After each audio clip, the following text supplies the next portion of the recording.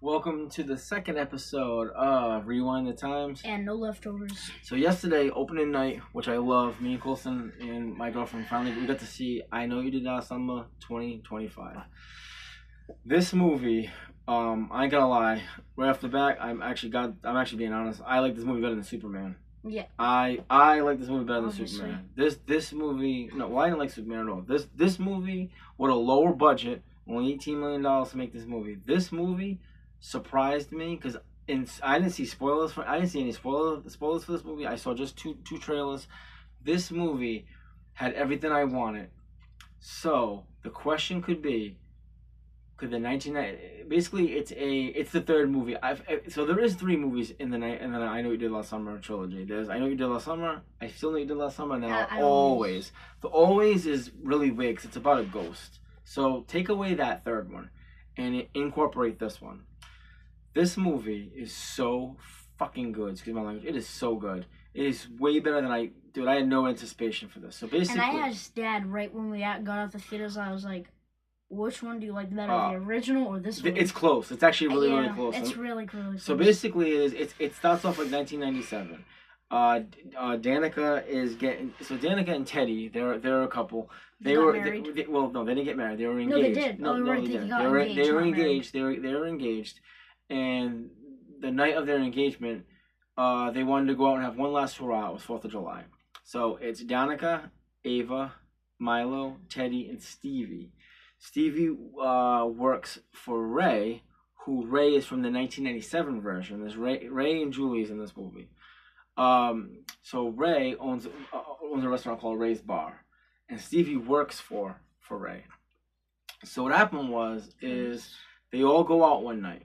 They all go out one night and they want to go and have a good time, and they see Stevie and they ask Stevie, "Hey Stevie, do you want to come and have a good time with us?" And they're like, "Yeah, sure."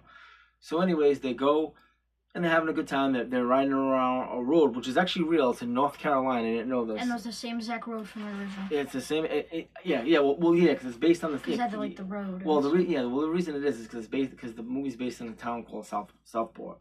Southport. I don't know. I know Southport. The town is real, but I don't know if it's fiction or non-fiction. I just know that the film takes place in North Carolina, so it's Southport movie version, whatever that is, if it's real or not real. So it's the same winding road as the 1997 one. So anyways, Teddy's feeling great. He's standing in the middle of the road and he's like, I feel invincible. And all of a sudden, one car comes by, and she's like, "What are you doing?" And he's like, "Don't worry. I'm gonna challenge this car. I'm gonna challenge this car." And this is spoilers. He's like, I'm gonna challenge the car. I'm gonna challenge the car." And all of a sudden, he jumps up right out of the way at the last second, and the car takes off, so it doesn't hit him. But he's still kind of standing in the road, sort of, and another car comes up by accident and goes off the road. And a little different from the original version where they hit Ben Willis and then they dump his body and then in the water. This one they don't. A truck goes up over the edge and, it's a truck. Right. And they're trying to save it, but they just can't. It's a truck. Teddy and Milo were just trying to get because the driver was still around, he was still alive. And they were trying to get him up, but they couldn't. But anyways, the truck hits the water, and a couple of them were like, "Is he still alive? Should we go help? Should we stay to call the cops?" Well, Danica lies and says, "Oh, we're gonna drive to the police station. Let's call 911. Someone calls 911, and let's go." Because Ava was worried. Yeah. Yep. Let's go to the police station, and they don't. They end up forgetting the whole thing, and they go back to Danica's house. And Stevie and everybody's like, "Listen, man, we should have went to the police station." And they're like, "No, let's make a pact to never talk about this ever again." Kind of like the 1997 version. So a year goes by. Danica and Teddy are no longer together. Yep. This accident ruined a lot of people's lives. Stevie, she had a hard time dealing with it. For some reason, Teddy and Danica did not survive. Danica is now getting engaged to another guy, which his name is Tyler. Getting engaged to another guy, Tyler. So she's having like an engagement party, and all of a sudden she's opening presents. And as she's opening one of the presents, one of the notes that she opens up and it says, "I Know What You Did Last Summer." And everyone's like, what does it say? And she's like, "Oh, nothing." She thinks it's a joke from Teddy. Yeah. So because they think that because that Teddy and Danica aren't together no more, she just thinks it's Teddy just pulling a gag. So anyways, because she's wondering like no one knew about this, so it's only the five one of my friends. Yeah, only the five of them knew. So anyways, they go to Teddy and they confront him. And Freddy's like, no man, it's like Teddy's like an alcoholic. He's having a really hard time. His dad, his name's Grant, who I believe. He's really rich. He's a real estate person, and he's trying to fix up Southport. And he's kind of got the police under his hands for some he kind of like owns the police the way it seems like in the movie. So anyways, now this is a year later after the guy falling off the cliff. What was his name again? Sam Cooper. Sam Cooper. Good job. Awesome job. Sam Cooper. So I remember their names. Yeah. So Sam Cooper was the victim that fell off. So they did some research on it, and because they wanted to know who it was, and they found this man had no prior history. He had no family. It was really nothing connected to this guy, because they were wondering, okay, who is now coming after us? So, anyways. Later on that night, after Danica gets the letter, she decides to calm down in a nice bubble bath. She puts a bath bomb in, and Tyler's which was the worst color because it looked like blood red. It looked like blood red, which was just so weird. I know, it was weird. So Tyler, who was an alcoholic, which is her fiance, sitting there having some drinks. And out of nowhere, you've seen in the trailers, he's sitting there in a harpoon gun, which is just so cool. But first, how it starts is like the pool turns on. Pool lights turn on. He's like, "Hey, who's out there?" Like he's kind of looking. Out of nowhere, you just see the grapple gun. It's a harpoon gun. A harpoon comes and hits him in the chest, and it's just like you see in the trailer. He's fighting it and fighting it and fighting it. Finally, he rips it off of him, but out of nowhere, you see the slicker start walking, and he's got the hook. And just stabs it through his stomach and just pushes him through it. Yeah, he stabs him in the hook. He stabs him in the stomach, rips his stomach open. Or not rip it open, but rips him in the stomach. And then the scene cuts, and it shows Danica getting dressed, and she's walking downstairs. And she's looking for Tyler. And then all of a sudden, here comes the bride. Music comes on for some reason, and she's like, "Oh, Tyler, that's so sweet of you." And she walks into the parlor. And it says, what does it say? It said you can't erase the past. Yeah, and it shows Tyler just standing there this with his mouth like covered with blood coming out. Blood's coming out. He's dead. And she loses her shit, man. And she goes, screams. She goes nuts. So anyways, they go to the police station. They tell the police what's going on. They start talking about it. And Freddy's like, Teddy's like, oh, don't worry, we're going to get this. We're going to stop this. But, okay, so Ava, on her way back to Southport, because after the accident happened, she went back to college, wherever she was, and she came back, and she kind of hooked up with this girl from a podcast. I forget her name, but she's a pretty girl, and she's kind of like, she runs this podcast. It's called Love, Laugh, Slaughter. And Slaughter. And she's in Southport because she wants to do a documentary on what happened in 1997 with the slicker. And what happened with the other one? Yeah, no, not 98, just 97. Because 97 and 98, the I Still and I Know are all basically the same movie. They're together. They make one movie. So she wants to do a documentary on it. So they go, and so Ava calls her up and is like, "Hey, I want to talk to you, about what's going on." She tells her about the letter. And she's like, "Well, why don't you come with me? I'm going to go check out, is it Bayside or Bayside Restaurant?" Basically, Bayside. Yeah, Bayside Restaurant used to be back in 1997. Or no, Bay House. Good job. Bay House Restaurant back in 1997 used to be where the Croaker Queen. Where Haley. Where Barry died at the top when he was like rooting for Helen where he got stabbed, but it's where the Croaker Queen used to get crowned. So as they're there, the Slicker shows up, and the Slicker is trying to attack Ava and the girl. I can't think of the other girl. Well, anyways, he gets the other girl, and he hangs her and he throws her out a window, and like snaps her neck and throws her out a window, and she's just hanging there. And now they're all losing their shit. They're like, we gotta help. We go to the police. They're not helping us. We gotta go find someone that can help us.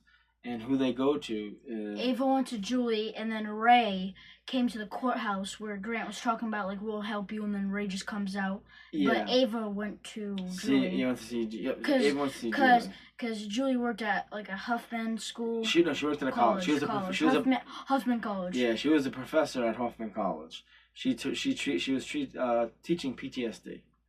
So anyway, so she went like the nerve system and stuff. And that's what she was talking about in that scene. Yeah, it was about like trauma and stuff. So Ava went there to talk to her, but in the meantime, the town is kind of having this little meeting, and they're talking about what's going on. And the police are like, "Oh no, these are two separate accidents. You got nothing to worry about." And then someone stands up and is like, "No, Ava stands up." Because she comes back after talking to Julie. And she's like, she's part of the town meeting, and she's like, no, this is real. You guys are covering this up, and there's something really going on. And out of nowhere, Ray comes out of the crowd and is like, listen, this is not the first time this happened. You see it in the trailer, but there's this weird look that Stevie and Ray are giving each other that you can just see. And I know me personally, I looked at Lee, my girlfriend, and I was like, there's something weird here. So, anyways. Ray is like, listen, he's like, you guys tried covering this up before. Instead of talking about it and dealing with it, you cover it up, but this has happened before. What are you going to do to protect these girls? And they're like, oh, don't worry, we're going to lock them down at a certain time. They can't leave their house. So like what they do in the movie Scream. So anyways, Teddy's like, listen, I got to get my pump on. I'm all set with this shit. I'm going to go to the gym. I'm going to go work out. So now we follow Teddy to the gym, and as Teddy's at the gym, he's sitting in the sauna. It's the same gym that Barry went to, which is really cool. This movie really follows. It's the same town. They do a really great job. It feels like now we're in 2025, but it feels like we're in 1997. They do a really great job of making you feel, even though we're not in 1997, that nostalgic feeling of this town. So it's the same town that Barry worked out in. The same gym as Barry worked out in.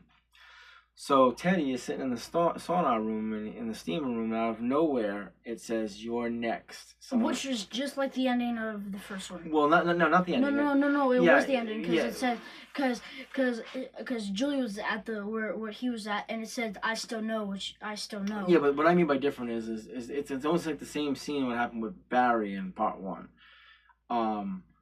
So anyways, after that, he gets his stuff, and he's like, "Oh no, the Slicker's there." And the Slicker like throws a punch. No, I'm sorry. The Slicker's not. Is the Slicker there? No, the Slicker's not there.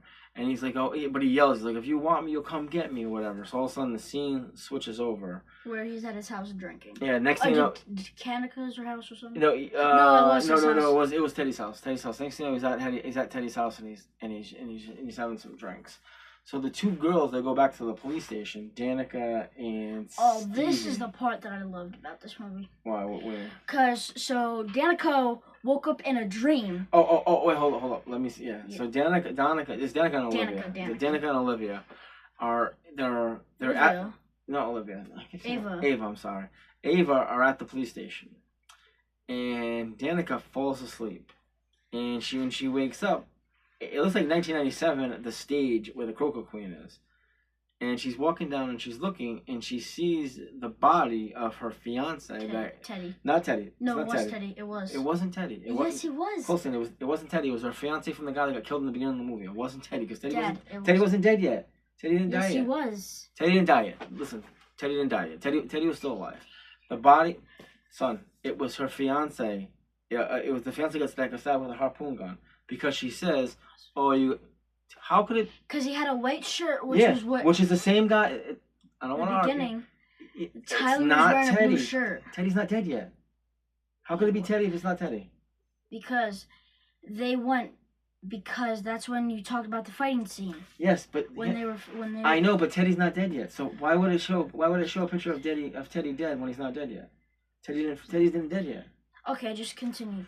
So anyway, anyways, it's her fiance. It's her fiance from the beginning that got hit with the harpoon gun, and all of a sudden they turn around and it's Helen Shivers.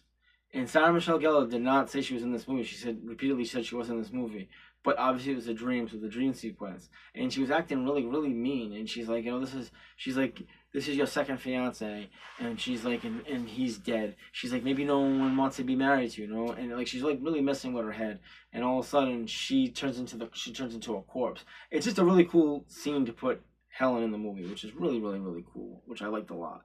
So all of a sudden,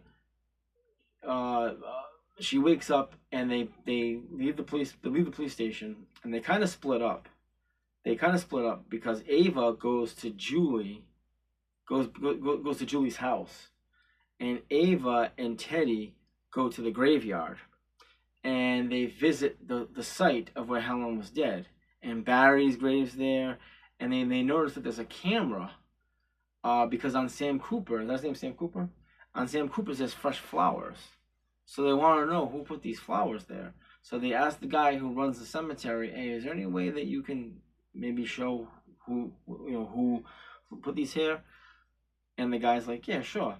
So the guy's about to look at it, and out of nowhere, the killer pops up, puts the hook in his neck, and then rips the cord so they can't see the recording of who put the flowers there, because that would have gave away who the killer was. So anyways, the killer's going after Ava.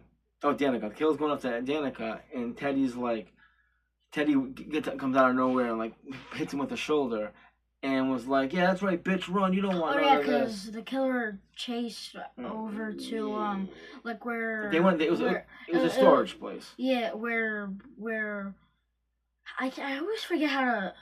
Who the girl from the first one? I always forget how to pronounce her name. Julie James. No, not Julie. The other girl. Helen. Yeah, it's like where she was like on that shell thing, that thing. Yeah, that's what I'm saying. And the killer comes on that, yeah. And like banging Danica, whatever. Yeah, so. And then just like bangs her head, and then Teddy comes. Yeah, and Teddy comes in and pushes, like kind of like hits him with her shoulder, and it was like, yeah, that's right, bitch, run! You don't want none of this. And all of a sudden they get up and then they separate. Ava goes. Danica goes and finds. Danica and Ava go back to the house, and Teddy. They all go back to Danica's house. Like Milo. They all go back to Danica's house, and then Ava. then Teddy and Danica are having a talk, and Ava and Milo, they're kissing and stuff, but Ava makes a comment to Milo about choking me. They're kissing. She's like, "Go ahead and choke me." And he gets freaked out by it. And he goes to his car to get his charger. And he's like, he's talking to himself. He's like, "Man, if she wants to choke, just let her choke you." Like he's just talking weird. But the killer is in. Okay, never mind.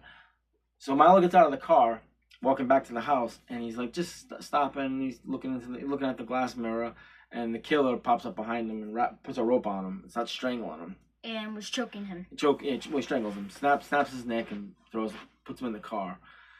So in between the whole time, Ava's sitting there, and it's like, where is he? Where's Milo? But she notices all of a sudden Milo's car takes off and drives away. But that's not really Milo. It's the killer. It was the killer driving away with the car. So anyways, she texts him, "I'm sorry. Please come back. I didn't mean what I said. You don't have to do that." We'll call him. Let's call him and text him. And he took off. So all of a sudden, Teddy leaves and goes back to his house. So in the house is Danica. At Danica's house is Danica and Ava, and then Teddy goes back to his house and he's sitting up at the top and he's drinking. And the fireworks in the background. Yeah, the fire in the background. All of a sudden, these two doors open, and he looks, and he's like, "Hold on!" He gets up because they're motion doors. So he gets up and he walks to where the doors are, and he's like, "Huh, what's going on?" And he's like, "Dad." And I don't know where the killer's there, and the killer has this weird blade because he like stabs him right here with the blade, and then stabs him in the stomach again, and they're having a good fight. I mean, Teddy's fighting back, but where the killer hit him. He hit him in places where, like, he hit him here in between his leg, where the arteries where you can bleed. Over here, like, he hit him in areas where, like, you're pretty much gonna die. You're gonna die a slow death. So Teddy escapes, but he's crawling after he beats up the fisherman. He's crawling to his house because he's in his house. He's crawling to where his dad and mother is, and he's yelling, "Dad, Dad, Dad, where are you, Dad?" And out of nowhere, the killer shows up behind him and just stabbed him again. Sort of like in Scream 5, Chad, when Chad's getting stabbed by Yeah. Ghostface, it looks like almost same scene. So his dad finally sees him, and he's like, "Son, come here, I'll help you, son." And he's like, "Come here," and he's in his arms. He's like, he's crying. He's like, "Dad, son, don't leave me, don't die." And out of nowhere, the fisherman comes up behind him and sticks the hook right through his neck, and then twists his neck. Oh man, awesome kill scene. And you probably saw this in the trailer where like Teddy's blood hands and then just pulls him. Yeah. Pulls him, yeah. And then all of a sudden, it just cuts to a scene, and the bodies are hung up like if you catch the shark and you hung the shark up by the tail and the mouth hanging down like you see in Jaws or any. It looks like that. The father's hanging upside down, and his mouth. He has a hook in his mouth, and Teddy's hanging. No. It was Teddy and Milo. No. Milo was in the car. They find Milo's body in the car. No, it was his father, because he had the hook in it. There was a hook in his mouth. He was hanging, and Danica's like, "Get those bodies down, and out of nowhere, Ava notices Milo's car is in the parking lot at the dark, so she runs to it. And Milo's body is all decomposed. It's in the back seat. Like gray. He looks gray. Because he's been there for a while. But she grabs this bracelet off of him for some reason. Because it was like a bracelet that Ava gave him. Yeah. Because they were dating. Yep. Or something. Yep. So in the meantime, while all this is going on, there's this pastor that there's this church that everybody goes to, and they found out that Sam Cooper was part of this church that this pastor ran. So Danica and Ava go to this church, and they go there and they see pictures of Sam. No, those are the two police officers. It was the police officer and then the sheriff. Yes, I know, but before that, Danica and Olivia go to they go to talk to the pastor, and the pastor's like, "Yeah, I got a book. I can get a book that will teach you how to deal with death." It was just to keep her busy, because Danica went in the back room because they wanted to find out more about Sam, and she's going through the pictures, and she sees that Sam was really close friends with this pastor. And Olivia texts Danica and goes, "He's coming," and she's hiding in the closet. And the pastor goes in there and he sees the book open, and then he looks. He kind of suspects that someone's there, but he doesn't. He doesn't do any more research. And then he grabs the book that he wants to give to Olivia and leaves. And then they go tell the cops. They tell him Sam's going to be the killer. I mean, the pastor has to be the killer. He has to be the killer. And honestly, it is kind of freaky. It seems like he's the killer. So anyways, the cops rush there. And then there's the pastor on his knees. And it looks like he's praying to God up in the air. Like, it looks like he's on his knees praying, but he's really not. He's dead. Because there's a harpoon piece through his mouth, through his hands, into his chest. And all of a sudden, they're looking around, looking for evidence. And as they look around, there's a picture of Sam with Stevie. And oh shit. So anyways, the girls, Stevie, Danica, and Ava hop on a boat to go to Bermuda. Get out of here. They say, Ray goes, "Get out of here. Hop on a boat and take off." So they hop on the boat and they take off. The anchor dropped. And all of a sudden, while they're on the anchor, while they're on the boat, the anchor drops, and all of a sudden you can see the slicker, and then it goes down. It goes like waist down to the feet, and the killer is Stevie. Stevie liked Sam, and that night that they went out to see the fireworks that 4th of July the year before, Stevie had this really weird feeling that something might happen, so she calls Sam to come get her, and that's why Sam drove up that night on the hill, but his car was the one that went off the bridge. Now, this call could have been eluded if Stevie just said, "I think that's Sam," but she didn't. She didn't say anything. So, anyways, in the meantime, Ray told her that, "Listen, I'll protect you in any way I can." And who's the other killer? It's Ray. Ray is a killer. And they keep saying during the whole movie that trauma can really get you. Hold on one second, guys.